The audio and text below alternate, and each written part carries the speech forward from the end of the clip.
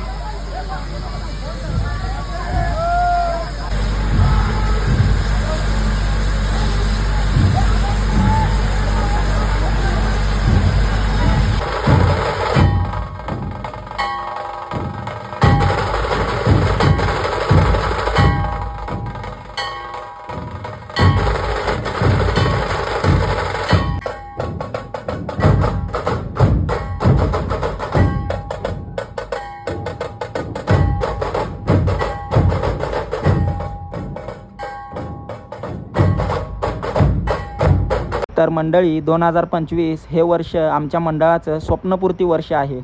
दादा, बघताय ना, तुमचं स्वप्न सत्यात उतरलं.